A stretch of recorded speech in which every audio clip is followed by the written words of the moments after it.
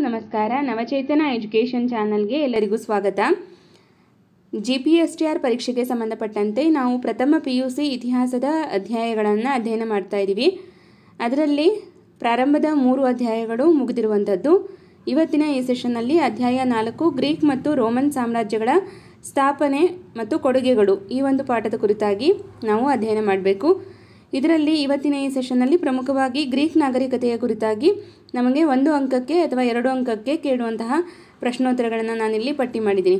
Okay, ಸಾಮಾನ್ಯವಾಗಿ 1 ಅಂಕದ ಪ್ರಶ್ನೋತ್ತರಗಳೇ ಇದೆ, ಯಾಕಂದರೆ ನೆಕ್ಸ್ಟ್ ಸೆಷನ್ನಲ್ಲಿ ನಾನು 2 ಮತ್ತು 3 ಅಂಕದ ಪ್ರಶ್ನೋತ್ತರಗಳನ್ನು ತಿಳಿಸ್ತೀನಿ. ಆದರೆ ಇದರಲ್ಲಿ ಕೆಲವೊಂದಿಷ್ಟು ಪ್ರಶ್ನೆಗಳೇನಿದೆಯೋ ಅದು 2 ಅಂಕಕ್ಕೂ ಕೇಳುವಂತಹ ಸಾಧ್ಯತೆ ಇದೆ. ಎಕ್ಸ್ಪ್ಲೇನ್ ಮಾಡುವಾಗ ನಿಮಗೆ ಹೇಳ್ತಾ ಹೋಗ್ತೀನಿ. ಓಕೆ, ಪಾಠ ತುಂಬ ಸುದೀರ್ಘವಾಗಿರೋದ್ರಿಂದ ಒಂದು 2-3 ಭಾಗ ಆಗ್ಬೋದು ಈ ಒಂದು ಲೆಸನ್. ಓಕೆ, ಸೊ ಈಗ ಮೊದಲನೇ ಪ್ರಶ್ನೆ ಏನಾಗುತ್ತೆ ಅಂದರೆ, ಯುರೋಪಿನ ಎಲ್ಲ ನಾಗರಿಕತೆಗಳ ತಳಪಾಯವೆಂದು ಹೇಳಲಾಗುವ ನಾಗರಿಕತೆ ಯಾವುದು ಅಂತ ಇದೆ. ಅಂದರೆ ಯುರೋಪಿನಲ್ಲಿ ಬರುವಂತಹ ಎಲ್ಲ ನಾಗರಿಕತೆಗಳಿಗೂ ಈ ಒಂದು ನಾಗರಿಕತೆ ತಳಹದಿ ಆಗುತ್ತೆ. ಯಾವುದು ಅಂದರೆ ಗ್ರೀಕ್ ನಾಗರಿಕತೆ. ಓಕೆ, ಗ್ರೀಕ್ ನಾಗರಿಕತೆಯ ಕುರಿತಾಗಿ ಒಂದು ಪ್ರಮುಖವಾದಂತಹ ಹೇಳಿಕೆ ಇದೆ. ಇಲ್ಲಿ ನೋಡಿ, ತಾಯಿಯ ಗರ್ಭದಲ್ಲಿ ಮಗು ಬೆಳೆದ ಹಾಗೆ ಗ್ರೀಕ್ ಸಮಾಜದ ಒಡಲಲ್ಲಿ ಯುರೋಪಿನ ನಾಗರಿಕತೆಗಳು ಬೆಳೆದವು. ಈ ಪ್ರಸಿದ್ಧ ಹೇಳಿಕೆ ಯಾರದ್ದು ಅಥವಾ ಯಾರು ಹೇಳಿದ್ದು ಅಂದರೆ ಅರ್ನಾಲ್ಡ್ ಟಾಯಂಬಿ ಅನ್ನುವಂಥವ್ರು ಹೇಳಿರೋದು. ಇವರು ಕೂಡ ಒಬ್ಬ ಪ್ರಮುಖ ಇತಿಹಾಸಕಾರರು ಮತ್ತು ಇತಿಹಾಸಕ್ಕೆ ಸಂಬಂಧಪಟ್ಟಂತಹ ಪ್ರಮುಖ ಹೇಳಿಕೆಯನ್ನು ಕೂಡ ನೀಡಿದ್ದಾರೆ ಅಲ್ವಾ. ಸೊ ಇದರ ಬಗ್ಗೆ ನಾವು ಮೊದಲನೇ ಲೆಸನ್ನಲ್ಲಿ ಚರ್ಚೆ ಮಾಡಿದ್ದೀವಿ. ಈಗ ಈ ಒಂದು ಹೇಳಿಕೆಯನ್ನು ಕೂಡ ನೆನ್ಪಿಟ್ಕೊಳ್ಳಿ. ತಾಯಿಯ ಗರ್ಭದಲ್ಲಿ ಮಗು ಬೆಳೆದ ಹಾಗೆ ಗ್ರೀಕ್ ಸಮಾಜದ ಒಡಲಲ್ಲಿ ಯುರೋಪಿನ ನಾಗರಿಕತೆಗಳು ಬೆಳೆದವು. ಈ ಒಂದು ಹೇಳಿಕೆ ಅರ್ನಾಲ್ಡ್ ಟಾಯಂಬಿ ಅವರು ಹೇಳಿರುವಂಥದ್ದು. ಇನ್ನು ಮೂರನೇದಾಗಿ, ಯುರೋಪಿನ ಅತ್ಯಂತ ಪ್ರಾಚೀನ ನಾಗರಿಕತೆ ಯಾವುದು ಅಂದರೆ ಗ್ರೀಕ್ ನಾಗರಿಕತೆ. ಯುರೋಪಿನ ಎಲ್ಲ ನಾಗರಿಕತೆಗಳಿಗಿಂತಲೂ ಬಹಳ ಪ್ರಾಚೀನವಾಗಿರುವಂತಹ ಮತ್ತು ಮೊದಲ ನಾಗರಿಕತೆ ಅಂತ ನಾವು ಹೇಳ್ಬೋದು. ಇನ್ನು ನಾಲ್ಕನೇದಾಗಿ, ಗ್ರೀಕರನ್ನು ಮೂಲತಃ ಏನೆಂದು ಕರೆಯಲಾಗುತ್ತಿತ್ತು? ಗ್ರೀಕರನ್ನು ಮೂಲತಃ ಹೆಲೆನಸ್ ಅಂತ ಕರೆಯಲಾಗ್ತಿತ್ತು. ಇದಕ್ಕೆ ಸಂಬಂಧಪಟ್ಟಂಥ ಮಾಹಿತಿ, ಇವರನ್ನು ಯಾಕೆ ಹೆಲೆನಸ್ ಅಂತ ಕರಿತಾ ಇದ್ರು ಅಂದರೆ ಅವರು ಪೂರ್ವಜರಾದ ಹೆಲೆನಸ್ನಿಂದ ಬಂದವರೆಂದು ಪರಿಭಾವಿಸಿದ್ದರು. ಹೆಲೆನಸ್ರನ್ನು ನಂತರದಲ್ಲಿ ಇಟಾಲಿಯನ್ನರು ಗ್ರೀಕರೆಂದು ಕರೆದರು. ಓಕೆ, ಅಂದರೆ ಹೆಲೆನಸರ್ ಅಂದರೆ ಗ್ರೀಕರು ಹೌದು, ಇಟಾಲಿಯನ್ನರು ಹೌದು. ಆದರೆ ನಮಗೆ ಈ ರೀತಿ ಪ್ರಶ್ನೆಯನ್ನು ಕೇಳಿದಾಗ ಆಪ್ಷನ್ ಆಲ್ಮೋಸ್ಟ್ ಗ್ರೀಕರು ಅನ್ನೋದೇ ಇರುತ್ತೆ. ಯಾಕಂದರೆ ಹೆಲೆನಸ್ ಅಂತ ನಾವು ಪ್ರಮುಖವಾಗಿ ಗ್ರೀಕರನ್ನೇ ಗುರುತಿಸ್ತೀವಿ. ಓಕೆ, 5ನೇ ಪ್ರಶ್ನೆ, ಪ್ರಾಚೀನ ನಾಗರಿಕತೆಗಳ ಶಾಸ್ತ್ರೀಯ ಎಂಬ ಪದವನ್ನು ಏಕೆ ಬಳಸಲಾಗುತ್ತಿತ್ತು? ಪ್ರಾಚೀನ ನಾಗರಿಕತೆಗಳಲ್ಲಿ ಶಾಸ್ತ್ರೀಯ ಅನ್ನುವಂತಹ ಒಂದು ಪದವನ್ನು ಯಾಕೆ ಬಳಸ್ತಾ ಇದ್ರು ಅಂದರೆ, ಪ್ರಾಚೀನ ನಾಗರಿಕತೆಗಳಲ್ಲಿ ಉಚ್ಛ್ರಾಯ ಬೆಳವಣಿಗೆಯನ್ನು ಗುರುತಿಸಲು ಶಾಸ್ತ್ರೀಯ ಎಂಬ ಪದವನ್ನು ಬಳಸಲಾಗಿದೆ. ಅಂದರೆ ಒಂದು ಪ್ರಾಚೀನ ನಾಗರಿಕತೆಯ ಉನ್ನತ ಬೆಳವಣಿಗೆಯನ್ನು ಗುರುತಿಸಲಿಕ್ಕೆ ಶಾಸ್ತ್ರೀಯ ಅನ್ನುವಂತಹ ಪದವನ್ನು ಬಳಸಲಾಗ್ತಿತ್ತು.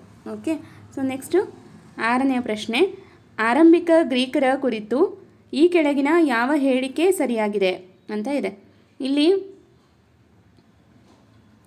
4 ಹೇಳಿಕೆಗಳಿದೆ. ಓಕೆ, ಗ್ರೀಕರು ಉತ್ತರದ ಕಡೆಯಿಂದ ಬಂದವರಾಗಿದ್ದು ಬಹುಶಃ ಡ್ಯಾನ್ಯೂಬ್ ನದಿ ಕೊಳ್ಳದಿಂದ ಬಂದವರು. ಓಕೆ, ಇದು ಮೊದಲನೇ ಹೇಳಿಕೆ. ಇನ್ನು 2ನೇ ಹೇಳಿಕೆ, ಇವರು ಯುರೋಪಿಯನ್ ಭಾಷೆಯನ್ನು ಮಾತನಾಡುತ್ತಿದ್ದರು ಅಂತ ಇದೆ. ಇನ್ನು 3ನೇದಾಗಿ, ಹೆಲೆನಸ್ ಎಂದರೆ ಗ್ರೀಕ್ ಎಂದರ್ಥ.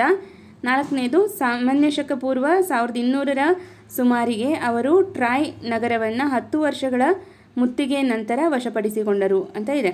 ಇಲ್ಲಿ ಕೊಟ್ಟಿರುವಂತಹ 4 ಹೇಳಿಕೆಗಳಲ್ಲಿ ಯಾವ ಹೇಳಿಕೆ ಸರಿಯಾಗಿದೆ ಅನ್ನೋದನ್ನು ನಾವು ಆಯ್ಕೆ ಮಾಡಬೇಕಾಗತ್ತೆ. ಆಪ್ಷನ್ A, C, D ಮಾತ್ರ ಸರಿ, A ಮತ್ತು D ಮಾತ್ರ ಸರಿ, C ಮಾತ್ರ ಸರಿ, A, B, C, D ಎಲ್ಲವೂ ಸರಿ ಅಂತ ಇದೆ. ಸೊ ಇಲ್ಲಿ 2ನೇ ಹೇಳಿಕೆ ಇದೆಯಲ್ಲ, B ಹೇಳಿಕೆ, ಇವರು ಯುರೋಪಿಯನ್ ಭಾಷೆ ಮಾತನಾಡುತ್ತಿದ್ದರು ಅನ್ನೋದು ಮಾತ್ರ ತಪ್ಪಾಗುತ್ತೆ. A, C, D ಇವೆಲ್ಲವೂ ಕೂಡ ಸರಿ. ಯಾಕಂದರೆ ಗ್ರೀಕರು ಉತ್ತರದ ಕಡೆಯಿಂದ ಬಂದವರಾಗಿದ್ದು ಅವರು ಡ್ಯಾನ್ಯೂಬ್ ನದಿ ಕೊಳ್ಳದಿಂದ ಬಂದವರು ಅಂತ ನಾವು ಗುರುತಿಸ್ತೀವಿ. ಮತ್ತು ಇನ್ನು 2ನೇ ಹೇಳಿಕೆ ಇದೆಯಲ್ಲ, ಇವರು ಯುರೋಪಿಯನ್ ಭಾಷೆ ಮಾತನಾಡುತ್ತಿದ್ದರು ಅಂತ ಇದೆ. ಆದರೆ ಇವರು ಮೂಲತಃವಾಗಿ ಇಂಡೋ ಯುರೋಪಿಯನ್ ಭಾಷೆಯನ್ನು ಮಾತನಾಡ್ತಾಯಿದ್ರು. ಇಲ್ಲಿ ಕೇವಲ ಯುರೋಪಿಯನ್ ಅಂತ ಕೊಟ್ಟಿರೋದ್ರಿಂದ ಇದು ತಪ್ಪಾಗುತ್ತೆ. ಇನ್ನು ಹೆಲೆನಸ್ ಎಂದರೆ ಗ್ರೀಕ್ ಎಂದರ್ಥ, ಇದು ಕೂಡ ಕರೆಕ್ಟ್ ಇದೆ. ಇನ್ನು ಸಾಮಾನ್ಯ ಶಕ ಪೂರ್ವ 1200ರ ಸುಮಾರಿಗೆ ಟ್ರಾಯ್ ಅನ್ನುವಂತಹ ನಗರವನ್ನು 10 ವರ್ಷಗಳ ಕಾಲ ಸತತವಾಗಿ ಮುತ್ತಿಗೆ ಹಾಕಿ ಅನಂತರ ಇವರು ಅದನ್ನು ವಶಪಡಿಸ್ಕೊಂಡಂಥವ್ರು. ಸೊ ಇದು ಕೂಡ ಸರಿಯಾಗಿರುವಂಥದ್ದು. ಹಾಗಾಗಿ A, C, D ಮಾತ್ರ ಸರಿ, B ತಪ್ಪು.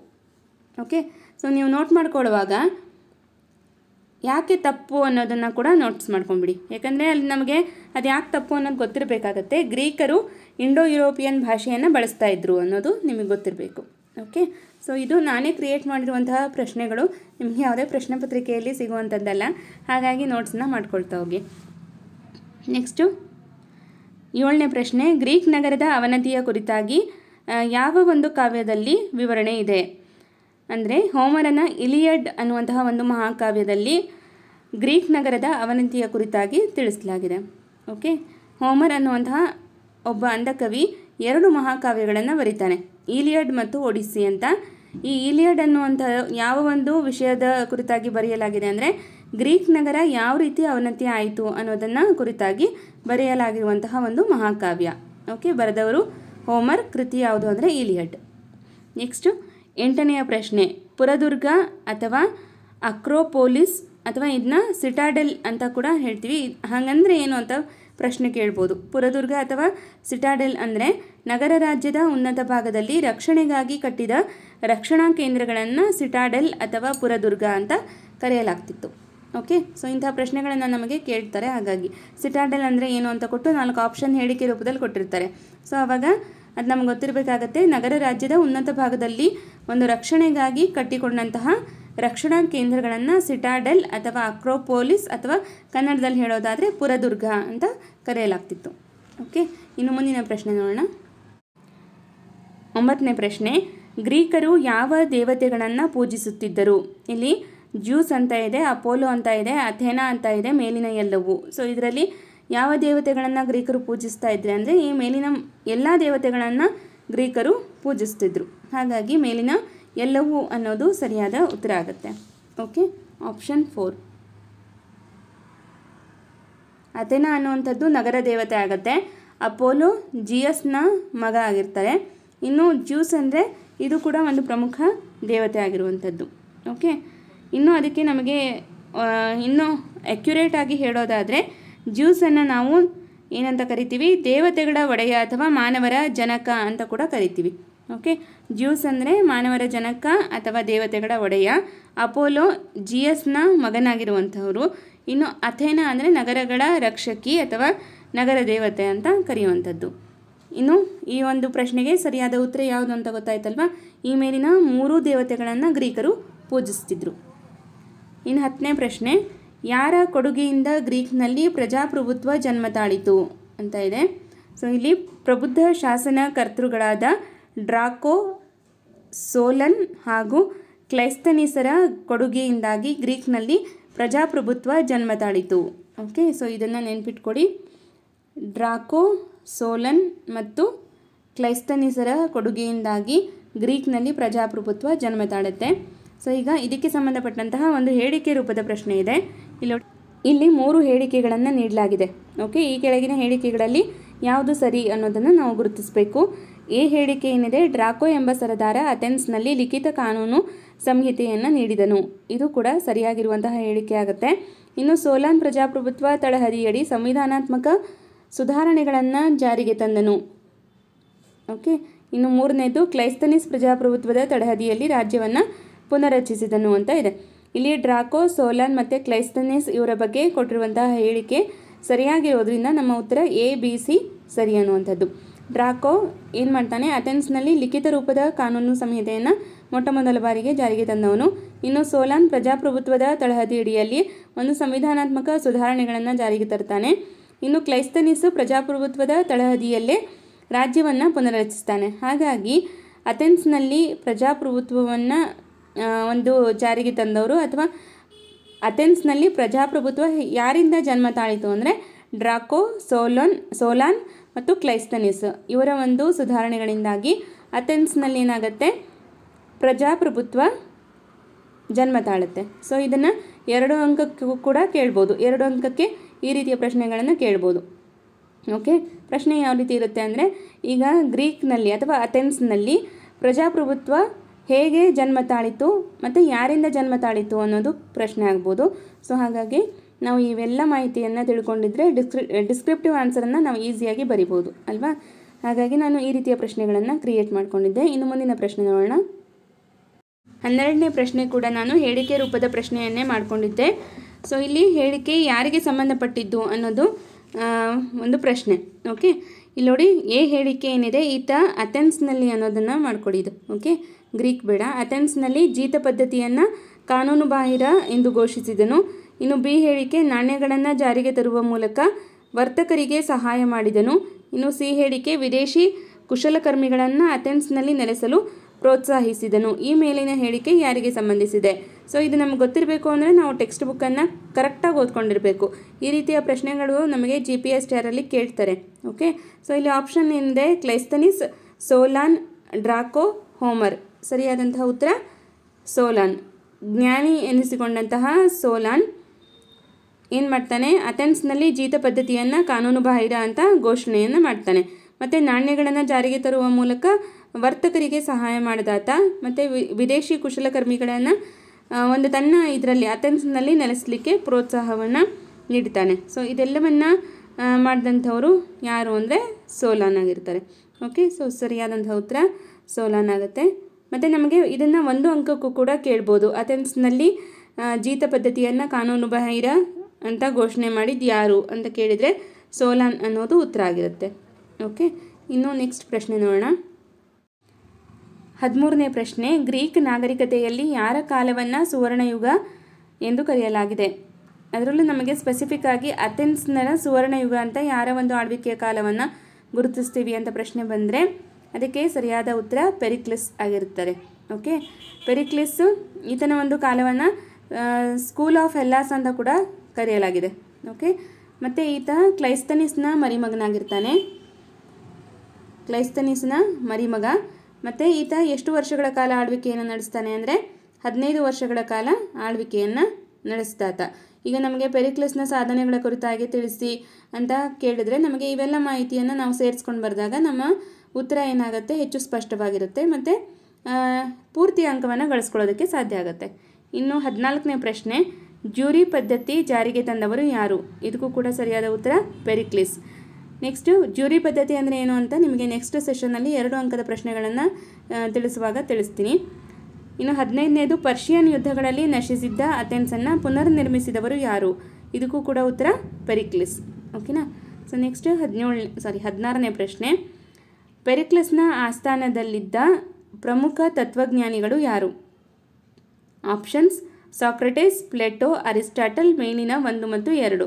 ಇಲ್ಲಿ ಸರಿಯಾದಂತಹ ಉತ್ತರ ಆಪ್ಷನ್ 4, ಮೇಲಿನ 1 ಮತ್ತು 2. ಪೆರಿಕ್ಲಿಸ್ನ ಆಸ್ಥಾನದಲ್ಲಿದ್ದಂತಹ ಪ್ರಮುಖ ತತ್ವಜ್ಞಾನಿಗಳು ಸಾಕ್ರೆಟಿಸ್ ಮತ್ತು ಆತನ ಶಿಷ್ಯ ಪ್ಲೇಟೋ. ಇವರಿಬ್ಬರು ಕೂಡ ಪೆರಿಕ್ಲಿಸ್ನ ಆಸ್ಥಾನದಲ್ಲಿರ್ತಾರೆ. ಮತ್ತು ಇತಿಹಾಸದ ಪಿತಾಮಹ ಅನಿಸ್ಕೊಂಡಿರುವಂತಹ ಹೆರೋಡೋಟಸ್ ಯಾರ ಆಸ್ಥಾನದಲ್ಲಿದ್ದರು ಅಂದರೆ ಅದಕ್ಕೂ ಕೂಡ ಉತ್ತರ ಪೆರಿಕ್ಲಿಸ್ ಆಗಿರ್ತಾರೆ. ಓಕೆನಾ. ಸೊ ನೆಕ್ಸ್ಟ್ 17ನೇ ಪ್ರಶ್ನೆ, ಪೆರಿಕ್ಲಿಸ್ನ ಆಸ್ಥಾನದಲ್ಲಿದ್ದ ಇತಿಹಾಸಕಾರರು ಯಾರು ಅಂದರೆ ಇತಿಹಾಸದ ಪಿತಾಮಹ ಅಂತ ಕರೆಸ್ಕೊಳ್ಳುವಂತಹ ಹೆರೋಡೋಟಸ್ ಮತ್ತು ಥ್ಯೂಸಿಡೈಡಸ್. ಇವರಿಬ್ಬರು ಕೂಡ ಏನಾಗಿರ್ತಾರೆ, ಪೆರಿಕ್ಲಿಸ್ನ ಆಸ್ಥಾನದಲ್ಲಿದ್ದಂತಹ ಪ್ರಮುಖ ಇತಿಹಾಸಕಾರರು. ನೆಕ್ಸ್ಟ್, ವೈದ್ಯಕೀಯ ಶಾಸ್ತ್ರದ ಪಿತಾಮಹ ಯಾರು? ನಾವು ಇಲ್ಲಿ ಗ್ರೀಕ್ ನಾಗರಿಕತೆಗೆ ಸಂಬಂಧಪಟ್ಟಂತೆ ಓದ್ತಾ ಇದ್ದೀವಿ, ಸೊ ಕನ್ಫ್ಯೂಸ್ ಆಗಬಾರ್ದು. ವೈದ್ಯಶಾಸ್ತ್ರದ ಪಿತಾಮಹ ಹಿಪೋಕ್ರೆಟಿಸ್ ಆಗಿರ್ತಾರೆ. ಓಕೆ. 19ನೇ ಪ್ರಶ್ನೆ, ಯಾವ ಯುದ್ಧದಿಂದಾಗಿ ಅಥೆನ್ಸ್ನ ಪ್ರಜಾಪ್ರಭುತ್ವ ಅಂತ್ಯವಾಯಿತು ಅಂತ ಇದೆ. ಇಲ್ಲಿ ಸರಿಯಾದ ಉತ್ತರ ಪೆಲೋಪೊನೇಷಿಯಾ ಅಂತ ಆಗಬೇಕದು, ಸ್ಪೆಲ್ಲಿಂಗ್ ಮಿಸ್ಟೇಕ್ ಆಗಿದೆ. ಪೆಲೋಪೊನೇಷಿಯಾ ಯುದ್ಧದಿಂದಾಗಿ ಅಥೆನ್ಸ್ನ ಪ್ರಜಾಪ್ರಭುತ್ವ ಅಂತ್ಯವಾಯಿತು. ಓಕೆ, ಇದು ಯಾವಾಗ ನಡೆದಿದ್ದು ಅಂತ ಪ್ರಶ್ನೆ ಆದರೆ ಸಾಮಾನ್ಯ ಶಕ ಪೂರ್ವ 431ರಿಂದ 404. ಯಾರ ನಡುವೆ ನಡೆಯಿತು ಅಂದರೆ ಅಥೆನ್ಸ್ ಮತ್ತು ಸ್ಪಾರ್ಟಾ ನಡುವೆ ನಡೆದಂತಹ ಯುದ್ಧ. ಮತ್ತು ಇದರಿಂದ ಆದಂತಹ ಇನ್ನೊಂದು ಪರಿಣಾಮ ಏನು ಅಂದರೆ ಗ್ರೀಸ್ನ ಒಂದು ವೈಭವ ಇತ್ತಲ್ಲ ಅದೆಲ್ಲವೂ ಕೂಡ ಅಂತ್ಯ ಆಗೋದಕ್ಕೆ ಪ್ರಾರಂಭ ಆಗುತ್ತೆ. ಸೊ ಇದು ಈ ಒಂದು ಪೆಲೋಪೊನೇಷಿಯಾ ಯುದ್ಧದ ಪರಿಣಾಮವಾಗುತ್ತೆ. ಯಾರ ನಡುವೆ? ಅಥೆನ್ಸ್ ಮತ್ತು ಸ್ಪಾರ್ಟಾ ನಡುವೆ ನಡೆಯುತ್ತೆ.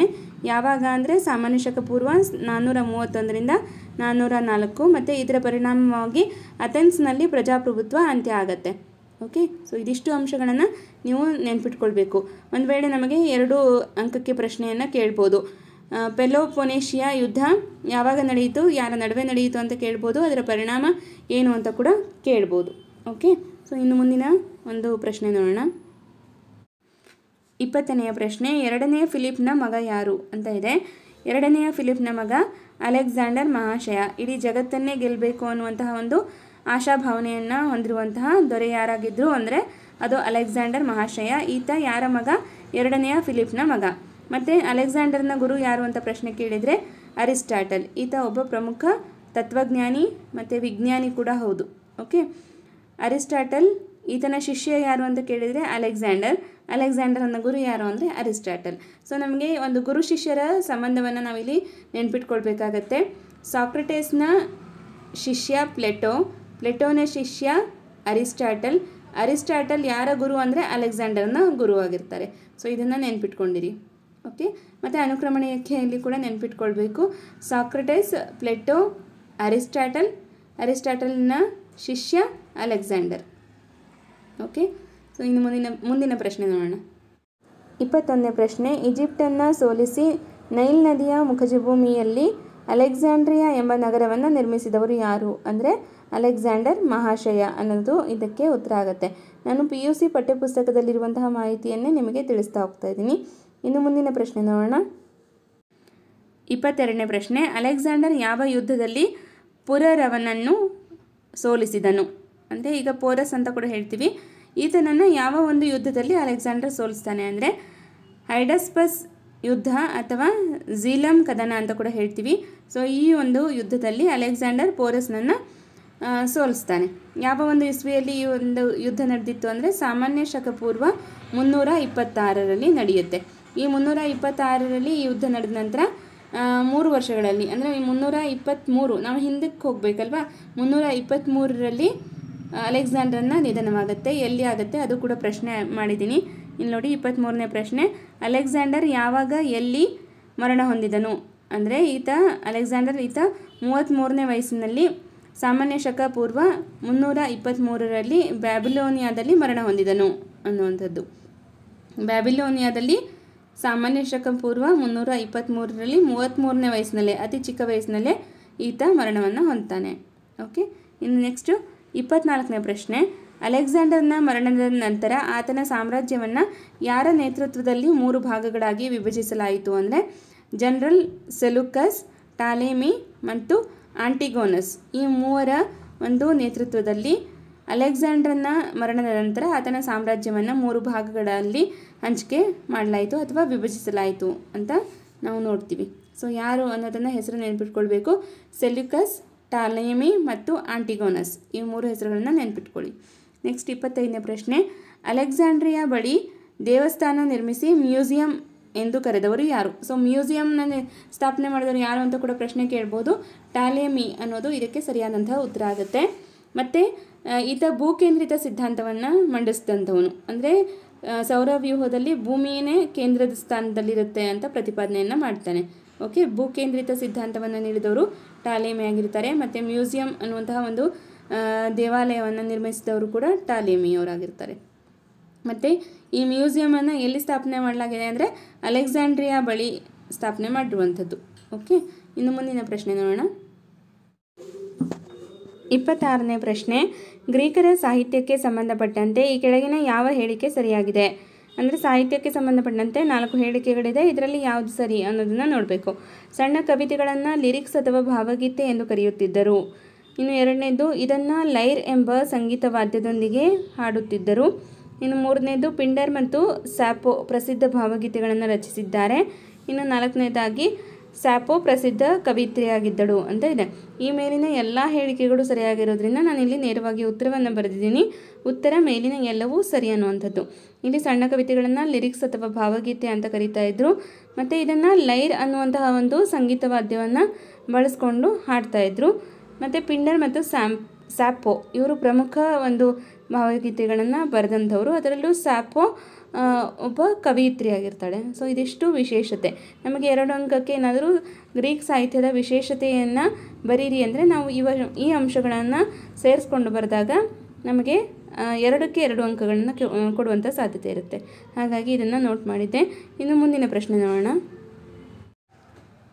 27ನೇ ಪ್ರಶ್ನೆ, ಗ್ರೀಕರ ಕಾಲದಲ್ಲಿ ರಚನೆಯಾದ ಪ್ರಮುಖ ನಾಟಕಗಳು ಮತ್ತು ಅದರ ಕರ್ತೃಗಳು ಯಾರು ಅಂತ ಇದೆ.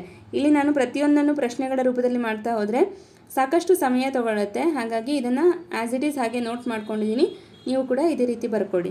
ಓಕೆ, ಓದುವಾಗ ಅನುಕೂಲ ಆಗುತ್ತೆ. ಇಲ್ಲಿ ಹೋಮರ್ ಬರೆದಿರುವಂತಹ ಒಂದು ಕೃತಿ ಇಲಿಯಡ್ ಮತ್ತು ಒಡಿಸ್ಸಿ. ಇದು ಮಹಾಕಾವ್ಯ ಆಗಿರುತ್ತೆ.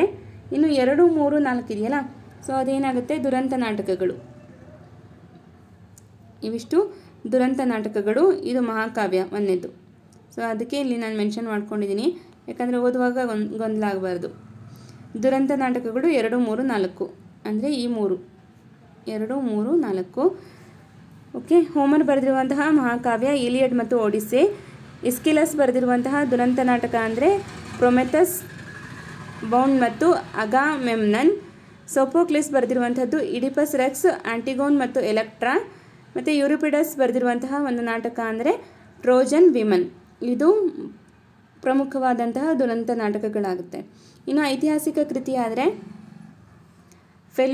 ಫೆನಿಷಿಯನ್ ವಾರ್ಸ್. ಈ ಒಂದು ಕೃತಿಯನ್ನು ಬರೆದಿರುವಂತಹ ಇತಿಹಾಸಕಾರ ತುಸಿಡೈಡಿಸ್. Okay, next Plutarch. ಇವರು ಕೂಡ ಒಬ್ಬ ಪ್ರಮುಖ ಇತಿಹಾಸಕಾರರಾಗಿದ್ದು ಇವರ ಆತ್ಮಚರಿತ್ರೆ lives of illustrious men. Okay, so ಇದು ಪ್ರಮುಖವಾಗಿರುವಂತಹ ಒಂದು ಆತ್ಮಚರಿತ್ರೆ ಆಗುತ್ತೆ. ಬರೆದವರು ಯಾರು ಅಂದರೆ ಪ್ಲುಟಾರ್ಕ್ ಅನ್ನುವಂತಹ ಇತಿಹಾಸಕಾರ. ಸೊ ಇದಿಷ್ಟನ್ನು ನೆನಪಿಟ್ಕೊಳ್ಳಿ. ಇನ್ನು ಮುಂದಿನ ಪ್ರಶ್ನೆ ನೋಡೋಣ. 28ನೇ ಪ್ರಶ್ನೆ, ಅಂಗರಚನಾಶಾಸ್ತ್ರದ ಪಿತಾಮಹ ಎಂದು ಯಾರನ್ನು ಕರೆಯಲಾಗಿದೆ? ಸರಿಯಾದಂತಹ ಉತ್ತರ ಹೆರೋಫಿಲಸ್. ಹೆರೋಫಿಲಸ್ನ ಅಂಗರಚನಾಶಾಸ್ತ್ರದ ಪಿತಾಮಹ ಅಂತ ಕರಿತೀವಿ. ಇನ್ನು ವೈದ್ಯಶಾಸ್ತ್ರದ ಪಿತಾಮಹ ಅಂತ ಕೇಳಿದರೆ ಹಿಪೋಕ್ರೆಟಸ್ ಆಗಿರ್ತಾರೆ. ಮತ್ತು ಅರಿಸ್ಟಾಟಲ್ಲು 3 ಒಂದು ವಿಷಯಗಳ ಪಿತಾಮಹರಾಗಿರ್ತಾರೆ. ಸೊ ಅದು ಕೂಡ ಪ್ರಶ್ನೆಯಾಗಿದೆ. ವಿಡಿಯೋವನ್ನು ಕೊನೆಯವರೆಗೂ ವಾಚ್ ಮಾಡಿದರೆ ನಿಮಗೆ ಉತ್ತರ ಸಿಗುತ್ತೆ. ಓಕೆ, ಇನ್ನು 29ನೇ ಪ್ರಶ್ನೆ, ಈ ಕೆಳಗಿನವುಗಳಲ್ಲಿ ಗ್ರೀಕ್ ವಾಸ್ತುಶಿಲ್ಪದ ಶೈಲಿ ಯಾವುದು? ಡೋರಿಕ್, ಅಯೋನಿಕ್, ಕೊರಿಂತಿಯನ್. ಓಕೆ, ಕೊರಿಂತಿಯನ್ ಮೇಲಿನ ಎಲ್ಲವು ಅಂತ ಇದೆ. ಮೇಲಿನ ಎಲ್ಲವು ಸರಿಯಾದಂತಹ ಉತ್ತರ. ಗ್ರೀಕ್ ವಾಸ್ತುಶಿಲ್ಪ ಈ 3 ಶೈಲಿಯನ್ನು ಬಳಸ್ಕೊಂಡು ನಿರ್ಮಾಣವಾಗಿರುವಂಥದ್ದು. ಡೋರಿಕ್, ಅಯೋನಿಕ್ ಮತ್ತು ಕೊರಿಂತಿಯನ್ ಈ 3 ಕೂಡ ಗ್ರೀಕ್ ವಾಸ್ತುಶಿಲ್ಪದ ವಿಶೇಷವಾಗಿರುವಂತಹ ಶೈಲಿಗಳು. ಇನ್ನು 30ನೇ ಪ್ರಶ್ನೆ, ಅಮೃತಶಿಲೆಯ ಎತ್ತರವಾದ ಅಥೆನಾ ದೇವತೆಯ ವಿಗ್ರಹವನ್ನು ಯಾವ ದೇವಾಲಯದಲ್ಲಿ ನಿರ್ಮಿಸಲಾಗಿದೆ ಅಂತ ಇದೆ. ಇದನ್ನು ಪಾರ್ಥೆನಾನ್ ದೇವಾಲಯದಲ್ಲಿ ನಿರ್ಮಿಸಲಾಗಿರುವಂಥದ್ದು. ಓಕೆ, ಈ ಪಾರ್ಥೆನಾನ್ ದೇವಾಲಯವನ್ನು ನಿರ್ಮಿಸಿದವರು ಯಾರು ಅಂತ ಕೇಳಿದರೆ ನಿರ್ಮಾಪಕ ಆಕ್ವಿನಸ್. ಓಕೆ, ಪಾರ್ಥೆನಾನ್ ದೇವಾಲಯವನ್ನು ನಿರ್ಮಿಸಿದವರು ಆರ್ಕ್ವಿನಸ್ ಆದರೆ ಈ ಅಥೆನಾ ದೇವತೆಯ ವಿಗ್ರಹವನ್ನು ಆ ಒಂದು ದೇವಾಲಯದಲ್ಲಿ ನಿರ್ಮಾಣ ಮಾಡಿದವರು ಅಥವಾ ಕೆತ್ತಿಸಿದವರು ಅಂದರೆ ಫಿಡಿಯಾಸ್ ಅನ್ನುವಂಥವ್ರು. ಅಥೆನಾ ದೇವತೆಯ ವಿಗ್ರಹವನ್ನು ಕೆತ್ತಿದವರು ಫಿಡಿಯಾಸ್. ಮತ್ತು ಪಾರ್ಥೆನಾನ್ ದೇವಾಲಯವನ್ನು ನಿರ್ಮಾಣ ಮಾಡಿದಂತಹ ಅವರು ಯಾರು ಅಂದರೆ ಅಕ್ವಿನಸ್ ಅನ್ನೋದು ನಮ್ಮ ಉತ್ತರ ಆಗಬೇಕು. ಹೆಸರುಗಳು ಸ್ವಲ್ಪ ಕಷ್ಟ ಇದೆ, ಆದರೆ ನೀವು ಇದನ್ನು ಪುನರಾವರ್ತನೆ ಮಾಡ್ತಾ ಇದ್ದರೆ ನಿಮಗೆ ಈಸಿಯಾಗಿ ನೆನಪಿರುವಂಥದ್ದು. ಇವೆಲ್ಲ ಹೆಸರುಗಳು ನಮಗೆ ಬಹಳ ಪ್ರಮುಖವಾಗಿರುತ್ತೆ. ಯಾಕಂದರೆ GPSTR ಪರೀಕ್ಷೆ TET ಅಷ್ಟು ಸುಲಭ ಇರೋದಿಲ್ಲ. ನಾನು ನಿಮಗೆ ಹೆದರ್ಸೋದನ್ನು ಕೇಳ್ತಿಲ್ಲ, ಯಾಕಂದರೆ ಎಕ್ಸ್ಪೀರಿಯೆನ್ಸ್ ಇರೋದ್ರಿಂದ ಹೇಳ್ತಾ ಇದ್ದೀನಿ. ನೀವು ಕೂಡ ಕ್ವಶನ್ ಪೇಪರ್ಸ್ ನೋಡಿರ್ತೀರಲ್ವ, ಎಷ್ಟು ಡೆಪ್ತಾಗಿ ಕ್ವಶನ್ಸ್ಗಳನ್ನು ಕೇಳಿರ್ತಾರೆ ಅನ್ನುವಂಥದ್ದು. ಓಕೆ, ಅಭ್ಯಾಸ ಮಾಡಿದರೆ ಎಲ್ಲವೂ ಸುಲಭ, ಓದದೇ ಇದ್ದರೆ ಎಲ್ಲವೂ ಕಷ್ಟ ಅಲ್ವಾ? ಸೊ ಹಾಗಾಗಿ ಓದ್ತಾ ಹೋಗೋಣ, ಕಲಿಯುತ್ತಾ ಹೋಗೋಣ, ಎಲ್ಲವೂ ಕೂಡ ಸುಲಭ ಆಗ್ತಾ ಹೋಗುತ್ತೆ. ಓಕೆ, ಇನ್ನು 31ನೇ ಪ್ರಶ್ನೆ, ಫಿಲಾಸಫಿ ಎಂಬ ಪದ ಯಾವ ಮೂಲದ್ದು, ಅದರ ಅರ್ಥ ಏನು? ಇದು 2 ಅಂಕಕ್ಕೆ ಕೇಳುವಂತಹ ಪ್ರಶ್ನೆ. ಓಕೆ, ಫಿಲಾಸಫಿ ಎಂಬ ಪದ ಗ್ರೀಕ್ ಮೂಲದ ಪದವಾದ ಫಿಲಾಸಾಫಿಯಾ ಎಂಬ ಪದದಿಂದ ಬಂದಿದೆ. ಇದರ ಅರ್ಥ ಅರಿವಿನ ಬಗ್ಗೆ ಪ್ರೀತಿ. ಇಂಗ್ಲೀಷಲ್ಲಿ ಹೇಳೋದಾದರೆ ಲವ್ ಈಸ್ ವಿಸ್ಡಮ್ ಅನ್ನುವಂಥದ್ದು. ಸೊ ಇದು ಈ ಒಂದು ಅರ್ಥವನ್ನು ಒಳಗೊಂಡಿರುವಂಥದ್ದು. ಯಾವ ಒಂದು ಪದವಾಗಿದೆ? ಗ್ರೀಕ್ ಮೂಲದ ಪದವಾಗಿರುವಂತಹ ಫಿಲಾಸಾಫಿಯಾ ಎಂಬ ಪದದಿಂದ ಫಿಲಾಸಫಿ ಬಂದಿರೋದು. ಇದರ ಅರ್ಥ ಏನಾಗುತ್ತೆ? ಅರಿವಿನ ಬಗ್ಗೆ ಪ್ರೀತಿ ಅನ್ನುವಂಥದ್ದು. ಇನ್ನು 32ನೇ ಪ್ರಶ್ನೆ, ಆಧ್ಯಾತ್ಮಿಕ ಪ್ರಪಂಚ ಮತ್ತು ಆತ್ಮವನ್ನು ಅಲ್ಲಗಳೆದ ಗ್ರೀಕ್ ತತ್ವಜ್ಞಾನಿ ಯಾರು ಅಂದರೆ ಡೆಮಾಕ್ರಿಟಸ್. ಡೆಮಾಕ್ರಿಟಸ್ಸು ಆಧ್ಯಾತ್ಮಿಕ ಪ್ರಪಂಚ ಮತ್ತು ಒಂದು ಆತ್ಮವನ್ನು ಅಲ್ಲಗಡಿತಾನೆ. ಇನ್ನು 33ನೇ ಪ್ರಶ್ನೆ, ಯಾವ ಗ್ರೀಕ್ ತತ್ವಜ್ಞಾನಿಯ ಮೇಲೆ ದೋಷಾರೋಪಣೆಗಳನ್ನು ಮಾಡಿ ಹ್ಯಾಮ್ಲಾಕ್ ಎಂಬ ವಿಷವನ್ನು ನೀಡಿ ಕೊಲ್ಲಲಾಯಿತು? ಹ್ಯಾಮ್ಲಾಕ್ ಅನ್ನುವಂತಹ ವಿಷ, ಸೊ ನೆನ್ಪಿಟ್ಕೊಳ್ಳಿ, ಹ್ಯಾಮ್ಲಾಕ್ ಅನ್ನುವಂತಹ ವಿಷಯವನ್ನು ನೀಡಿ ಯಾರನ್ನು ಕೊಲ್ಲಲಾಗುತ್ತೆ ಅಂದರೆ ಸಾಕ್ರಟೇಸ್ನನ್ನು ಕೊಲ್ಲಲಾಗುತ್ತೆ. ಯಾಕಂದರೆ ಇಲ್ಲ ಸಲ್ಲದ ದೋಷಾರೋಪಣೆಗಳನ್ನು ಮಾಡಿ ಆತನಿಗೆ ಹ್ಯಾಮ್ಲಾಕ್ ಅನ್ನುವಂತಹ ವಿಷವನ್ನು ಕೊಟ್ಟು ಕೊಲ್ಲಲಾಯಿತು ಅನ್ನೋದು. ಓಕೆ, ನೆಕ್ಸ್ಟ್ ನಮಗೆ ಈ ರೀತಿ ಪ್ರಶ್ನೆಗಳನ್ನು ಕೊಟ್ಟಾಗ ಆಪ್ಷನ್ಸ್ಗಳು ಎಲ್ಲವೂ ಕೂಡ ಕನ್ಫ್ಯೂಸ್ ಆಗೋ ರೀತಿಯಲ್ಲೇ ಕೊಟ್ಟಿರ್ತಾರೆ. ಸಾಕ್ರೆಟಿಸ್, ಪ್ಲೇಟೋ ಈ ರೀತಿಯೇ ಕೊಟ್ಟಿರ್ತಾರೆ. ಎಲ್ಲ ತತ್ವಜ್ಞಾನಿಗಳ ಹೆಸರನ್ನೇ ಕೊಟ್ಟಾಗ ನಮ್ಗೆ ಕನ್ಫ್ಯೂಸ್ ಆಗುತ್ತೆ. ಸಾಕ್ರೆಟಿಸ್ ಅನ್ನೋದು ನೆನಪಿರಲಿ. ಇನ್ನು 34ನೇ ಪ್ರಶ್ನೆ, ಇದು ಕೂಡ ಒಂದು ಹೇಳಿಕೆ ರೂಪದ ಪ್ರಶ್ನೆ. ಈ ಹೇಳಿಕೆ ಯಾರಿಗೆ ಸಂಬಂಧಪಡುತ್ತೆ ಅನ್ನೋದನ್ನು ನಾವು ನೋಡಬೇಕಾಗತ್ತೆ. ಈತ ಸಾಕ್ರೆಟಿಸ್ನ ಶಿಷ್ಯ, ಅಥೆನ್ಸ್ನಲ್ಲಿ ಅಕಾಡೆಮಿ ಸಂಸ್ಥೆಯ ಸ್ಥಾಪಕ, ಡೈಲಾಗ್ಸ್, ರಿಪಬ್ಲಿಕ್, ದ ಲಾಸ್ ಈತನ ಕೃತಿ, ಈತ ಆದರ್ಶ ರಾಜ್ಯ ನಿರ್ಮಾಣವನ್ನು ಬಯಸಿದ ಅಂತ ಇದೆ. ಇಲ್ಲಿ ನಿಮಗೆ ಸಾಕ್ರೆಟಿಸ್ನ ಶಿಷ್ಯ ಅಂದ ತಕ್ಷಣವೇ ಗೊತ್ತಾಗಿರಬೇಕು ಉತ್ತರ. ಸಾಕ್ರೆಟಿಸ್ನ ಶಿಷ್ಯ ಪ್ಲೇಟೋ, ಪ್ಲೇಟೋನ ಶಿಷ್ಯ ಅರಿಸ್ಟಾಟಲ್, ಅರಿಸ್ಟಾಟಲ್ ಯಾರ ಗುರು ಅಂದರೆ ಅಲೆಕ್ಸಾಂಡರ್. ಓಕೆ, ಸೊ ಇದನ್ನು ನೀವು ಓದಿ ಅದನ್ನು ರೂಢಿ ಮಾಡ್ಕೊಂಡಿರಬೇಕು. ಓಕೆ, ಈ ರೀತಿ ನಮಗೆ ರೂಢಿ ಆದಾಗ ಯಾರ ಗುರು ಯಾರು, ಯಾರ ಶಿಷ್ಯರು ಯಾರು ಅಂತ ಗೊತ್ತಾದಾಗ ಇಂಥ ಪ್ರಶ್ನೆಗಳೇನಾದ್ರು ಕೇಳಿದಾಗ ನಮಗೆ ಒಂದೇ ಒಂದು ಹೇಳಿಕೆಯಲ್ಲಿ ಉತ್ತರ ಸಿಗುವಂಥದ್ದಿರುತ್ತೆ. ಓಕೆ, ಮತ್ತು ಇಲ್ಲಿ ಪ್ರಮುಖವಾಗಿರುವಂತಹ ಅಂಶಗಳು ಕೂಡ ಇದೆ ಈ ಹೇಳಿಕೆಯಲ್ಲಿ.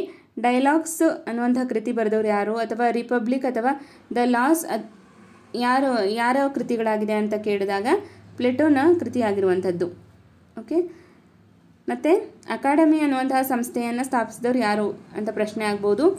ಇದು ಕೂಡ ನಮಗೆ ಪ್ರಶ್ನೆ ಕೇಳಿದ್ದಾರೆ. ಅಕಾಡೆಮಿ ಅನ್ನುವಂತಹ ಸಂಸ್ಥೆಯನ್ನು ಸ್ಥಾಪಿಸಿದವರು ಪ್ಲೇಟೋ ಆಗಿರ್ತಾರೆ. ಓಕೆ, ಸೊ ಇದಿಷ್ಟು ಬಹಳ ಪ್ರಮುಖವಾಗಿರುವಂತಹ ಅಂಶ. ಒಂದೇ ಪ್ರಶ್ನೆಯಲ್ಲಿ ಇವೆಲ್ಲ ಅಂಶಗಳು ಅಡಕವಾಗಿದೆ. 35ನೇ ಪ್ರಶ್ನೆ, ಯಾರನ್ನ ನಡೆದಾಡುವ ವಿಶ್ವವಿದ್ಯಾಲಯ ಎಂದು ಕರೆಯಲಾಗಿದೆ? Option Aristotle, Socrates, Plato, Alexander. ಸರಿಯಾದ ಉತ್ತರ ಅರಿಸ್ಟಾಟಲ್. ಅರಿಸ್ಟಾಟಲ್ರ ಕುರಿತಾಗಿ ಪ್ರಮುಖವಾಗಿರುವಂತಹ ಅಂಶಗಳನ್ನು ನಾನಿಲ್ಲಿ ನೋಟ್ ಮಾಡಿದ್ದೀನಿ. ಈತ ತತ್ವಶಾಸ್ತ್ರ, ಜೀವಶಾಸ್ತ್ರ ಮತ್ತು ರಾಜ್ಯಶಾಸ್ತ್ರದ ಪಿತಾಮಹ. ಸೊ ಬಹಳ ಪ್ರಮುಖವಾಗಿರುವಂತಹ ಅಂಶ ಇದು. ಯಾಕಂದರೆ ನಮಗೆ ಸಿಂಗಲ್ ಕ್ವೆಶನ್ ಕೇಳ್ಬೋದು, ಜೀವಶಾಸ್ತ್ರದ ಪಿತಾಮಹ ಯಾರು ಅಥವಾ ರಾಜ್ಯಶಾಸ್ತ್ರದ ಪಿತಾಮಹ ಯಾರು ಅನ್ನೋದು ಪ್ರಶ್ನೆ ಕೂಡ ಆಗಿದೆ ಈಗ ಆಲ್ರೆಡಿ. ಸೊ ಯಾರಾಗಿರ್ತಾರೆ? ಅರಿಸ್ಟಾಟಲ್. ಮತ್ತು ಮಾನವ ಸಮಾಜ ಜೀವಿ ಈ ಒಂದು ಹೇಳಿಕೆಯನ್ನು ನೀಡಿದವರು ಯಾರು? ಅದಕ್ಕೂ ಕೂಡ ಅರಿಸ್ಟಾಟಲ್ ಉತ್ತರ ಆಗುತ್ತೆ. ಮತ್ತು ಇವರ ಕೃತಿ the politics, history of animals ಅನ್ನುವಂಥ ಕೃತಿಯನ್ನು ಬರೆದವರು ಅರಿಸ್ಟಾಟಲ್. ಸೊ ಇದ್ರ ಮೇಲೆ ನಮಗೆ 1 ಅಂಕದ ಪ್ರಶ್ನೆ ಆಗುವಂಥದ್ದು. ಎಲ್ಲ ಅಂಶಗಳನ್ನು ಇಲ್ಲೇ ನೋಟ್ ಮಾಡಿದ್ದೀನಿ. ಯಾಕಂದರೆ ಪ್ರತಿಯೊಂದನ್ನು ಪ್ರಶ್ನೆ ಮಾಡ್ತಾ ಹೋದರೆ ಏನಾಗುತ್ತೆ, ನಮ್ಮ ಸಮಯ ವ್ಯರ್ಥ ಆಗ್ತಾ ಹೋಗುತ್ತೆ. ಪ್ರತಿಯೊಂದು ಪ್ರಶ್ನೆ ಓದೋದು, ಆನ್ಸರ್ ಓದೋದು, ಪ್ರಶ್ನೆ ಓದೋದು, ಆನ್ಸರ್ ಓದೋದು, ಈ ರೀತಿ ಆಗೋದು ಬೇಡ. ಸಾಕಷ್ಟು ಅಂಶಗಳು ಒಂದೇ ಇದರಲ್ಲಿ ಅಡಕವಾಗಿರಲಿ ಅನ್ನೋದು. ಓಕೆ, ಈಗ ಒಂದು ವೇಳೆ ನಮಗೆ ಅರಿಸ್ಟಾಟಲ್ನ ಕುರಿತಾಗಿ ಟಿಪ್ಪಣಿ ಬರೆಯಿರಿ ಅಂತ 2 ಅಂಕಕ್ಕೆ ಕೇಳಿದರೆ ಇವೇ ಅಂಶಗಳನ್ನು ಬರೆದ್ರೆ ಸಾಕು, 2 ಅಂಕ ಸಿಗುವಂಥದ್ದು ಅಲ್ವಾ. ನೆಕ್ಸ್ಟು ಪ್ರಶ್ನೆ ನೋಡೋಣ. 36ನೇ ಪ್ರಶ್ನೆ, ಒಲಿಂಪಿಕ್ಸ್ ಕ್ರೀಡೆಯ ಕುರಿತಾಗಿ ಈ ಕೆಳಗಿನ ಹೇಳಿಕೆಗಳಲ್ಲಿ ಯಾವುದು ಸರಿಯಾಗಿದೆ? ಇಲ್ಲಿ 4 ಹೇಳಿಕೆ ಇದೆ ಒಲಿಂಪಿಕ್ಸ್ ಕ್ರೀಡೆಯ ಕುರಿತಾಗಿ. ಮೊದಲ ಒಲಿಂಪಿಕ್ಸ್ ಸಾಮಾನ್ಯ ಶಕ ಪೂರ್ವ 776ರಲ್ಲಿ ಒಲಿಂಪಿಯಾದಲ್ಲಿ ಜಿಯಸ್ ದೇವರ ಗೌರವಾರ್ಥವಾಗಿ ನಡೆಯಿತು. ಇನ್ನು ಬಿ ಹೇಳಿಕೆ ಪ್ರತಿ 4 ವರ್ಷಗಳಿಗೊಮ್ಮೆ ನಡೆಯುತ್ತಿತ್ತು. ಸಿ ಹೇಳಿಕೆ ಈ ಕ್ರೀಡಾಕೂಟದಲ್ಲಿ ಉದ್ದ ಜಿಗಿತ, ಓಟ, ಚಕ್ರ ಎಸೆತ, ಬರ್ಜಿ ಎಸೆತ ಮತ್ತು ಕುಸ್ತಿ ಮುಖ್ಯವಾಗಿದ್ದವು. ಇನ್ನು 4ನೇದು ಕ್ರೀಡೆಗಳಲ್ಲಿ ಗೆದ್ದವರಿಗೆ ಆಲಿವ್ ಕಿರೀಟಗಳಿಂದ ಗೌರವಿಸಲಾಗುತ್ತಿತ್ತು ಅಂತ ಇದೆ. ಸೊ ಈ 4 ಹೇಳಿಕೆಗಳು ಬಹಳ ಪ್ರಮುಖವಾಗಿರುವಂಥವು ಮತ್ತು ಸರಿಯಾಗಿದೆ. ಓಕೆ, ಹಾಗಾಗಿ ಮೇಲಿನ ಎಲ್ಲವೂ ಸರಿ, ಮೇಲಿನ ಎಲ್ಲ ಹೇಳಿಕೆಗಳು ಸರಿಯಾಗಿದೆ ಅಂತ ನಾನು ನೋಟ್ ಮಾಡಿಕೊಂಡಿದ್ದೆ. ಓಕೆ, ಸೊ ಇದನ್ನು ಒಲಿಂಪಿಕ್ಸ್ ಬಗ್ಗೆ ಕೇಳಿದಾಗ ಅಥವಾ ಅದರ ಕುರಿತಾಗಿ ಯಾವ್ದಾದ್ರು ಪ್ರಶ್ನೆ ಬಂದಾಗ ನಿಮಗೆ ಉತ್ತರಿಸಲಿಕ್ಕೆ ಸಾಧ್ಯ ಆಗುತ್ತೆ ಅಲ್ವಾ. ಸೊ ಈಗ ನಾನು ಈ ಒಂದು ಪಾಠವನ್ನು ಓದಿ ಅಲ್ಲಿ ಬರುವಂತಹ ಪ್ರಮುಖ ಪ್ರಶ್ನೆಗಳನ್ನು ಈ ರೀತಿ ನೋಟ್ ಮಾಡಿಕೊಂಡಿದ್ದೆ. ಮುಂದಿನ ಸೆಷನ್ನಲ್ಲಿ ನಿಮಗೆ 2 ಅಥವಾ 3 ಅಂಕದ ಪ್ರಶ್ನೋತ್ತರಗಳು ಕೂಡ ನಾನು ಮಾಡ್ತಾ ಹೋಗ್ತೀನಿ. ಈಗ ನಾವು ಪುಸ್ತಕದಲ್ಲಿ ಹಿಂಭಾಗದಲ್ಲಿ ಕೊಟ್ಟಿರ್ತಾರಲ್ವ, ಒಂದು ಅಧ್ಯಾಯ ಆಗಿದ್ದಾಗ ಅದಕ್ಕೆ ಸಂಬಂಧಪಟ್ಟಂತಹ ಪ್ರಶ್ನೋತ್ತರಗಳಿರುತ್ತೆ. ಇದು ನಮಗೆ ಒಂದು ಅಧ್ಯಾಯಕ್ಕೆ ಸಂಬಂಧಪಟ್ಟಂಥ ಪ್ರಶ್ನೋತ್ತರಗಳನ್ನು ಹಿಂಭಾಗದಲ್ಲಿ ಕೇಳಿರ್ತಾರಲ್ವ. ಸೊ ಅದಕ್ಕೆ ನಾನು ಅಲ್ಲೇ ನೇರವಾಗಿ ಪೆನ್ಸಿಲಲ್ಲಿ ಉತ್ತರ ಬರೆದಿದ್ದೀನಿ. ಈಗ ನಾವು ಈಗ ಏನೆಲ್ಲ ಚರ್ಚೆ ಮಾಡಿದ್ವಲ್ಲ ಇಷ್ಟೊತ್ತು, ಅದೇ ಪ್ರಶ್ನೆಗಳೇ ಇಲ್ಲಿ ನಿಮಗೆ ರಿಪಿಟೇಷನ್ ಆಗುತ್ತೆ. ಸೊ ಒಂದು ಸರ್ತಿ ರಿವಿಷನ್ ಆದಂಗೆ ಆಗುತ್ತೆ. ಓಕೆನಾ. ಇಲ್ಲಿ ನೋಡಿ, ಯುರೋಪಿನ ಅತ್ಯಂತ ಪ್ರಾಚೀನ ನಾಗರಿಕತೆ ಗ್ರೀಕ್ ನಾಗರಿಕತೆ. ಹೆಲೆನಸ್ ಎನ್ನುವ ಪದದ ಅರ್ಥವೇನು ಅಂದರೆ, ಹೆಲೆನಸ್ ಅಂದರೆ ಗ್ರೀಕ್ ಎಂದರ್ಥ. ಓಕೆ, ನೆಕ್ಸ್ಟ್ 3ನೇ ಪ್ರಶ್ನೆ, ನಗರ ರಾಜ್ಯಗಳು ಯಾವ ನಾಗರಿಕತೆಯಲ್ಲಿ ಕಂಡುಬರುತ್ತದೆ ಅಂದರೆ ಗ್ರೀಕ್ ನಾಗರಿಕತೆಯಲ್ಲಿ ಬರುವಂಥದ್ದು. ಇನ್ನು 4ನೇ ಪ್ರಶ್ನೆ, ಗ್ರೀಸ್ನ ಯಾವ ನಗರ ರಾಜ್ಯದಲ್ಲಿ ಪ್ರಜಾಪ್ರಭುತ್ವ ಅಭಿವೃದ್ಧಿಯಾಗಿತ್ತು ಅಂದರೆ ಅಥೆನ್ಸ್ನಲ್ಲಿ. ಓಕೆ, ಅಥೆನ್ಸಲ್ಲಿ ಪ್ರಜಾಪ್ರಭುತ್ವ ಅಭಿವೃದ್ಧಿಯಾಗಿರುತ್ತೆ. ಯಾರ ಕಾಲವನ್ನು ಅಥೆನ್ಸ್ನ ಸುವರ್ಣಯುಗವೆಂದು ಕರೆಯಲಾಗುತ್ತದೆ ಅಂದರೆ ಪೆರಿಕ್ಲಸ್ನ ಕಾಲವನ್ನು ಅಥೆನ್ಸ್ನ ಸುವರ್ಣಯುಗ ಅಂತ ಹೇಳ್ತೀವಿ. ವೈದ್ಯ ವಿಜ್ಞಾನದ ಪಿತಾಮಹ ಯಾರು? ಹಿಪೋಕ್ರಿಟಸ್. ಮತ್ತು 7ನೇ ಪ್ರಶ್ನೆ, ಪೆಲೋಪೊನೀಷಿಯಾದ ಯುದ್ಧಗಳು ಯಾರ್ಯಾರ ನಡುವೆ ನಡೆಯುತ್ತೆ ಅಂದರೆ ಅಥೆನ್ಸ್ ಮತ್ತು ಸ್ಪಾರ್ಟಾಗಳ ನಡುವೆ ನಡೆಯುವಂಥದ್ದು. ಇನ್ನು 8ನೇ ಪ್ರಶ್ನೆ, ಪುರರವನನ್ನು ಅಲೆಕ್ಸಾಂಡರ್ ಯಾವ ಕದನದಲ್ಲಿ ಸೋಲಿಸಿದನು? ಹೈಡಸ್ಪಸ್ ಅಥವಾ ಝೀಲಮ್ ಅನ್ನುವಂತಹ ಕದನದಲ್ಲಿ ಸಾಮಾನ್ಯ ಶಕ ಪೂರ್ವ 326ರಲ್ಲಿ ಸೋಲಿಸ್ತಾನೆ. ಇನ್ನು 9ನೇ ಪ್ರಶ್ನೆ, ಸೆಲ್ಯೂಕಸ್ನನ್ನು ಸೋಲಿಸಿದ ಭಾರತದ ದೊರೆ ಯಾರು ಅಂದರೆ ಚಂದ್ರಗುಪ್ತ ಮೌರ್ಯ. ಯುರಿಪಿಡಸ್ ಯಾರು? ಗ್ರೀಕ್ನ ಶ್ರೇಷ್ಠ ದುರಂತ ನಾಟಕಕಾರ ಅಲ್ವಾ. ಇನ್ನು 11ನೇದು, ಪೆಲೋಪೊನಿಷಿಯನ್ ವಾರ್ಸ್ ಎಂಬ ಗ್ರಂಥವನ್ನು ಬರೆದವರು ಟೂಸಿಡೈಡಸ್ ಅನ್ನುವಂತಹ ಇತಿಹಾಸಕಾರ.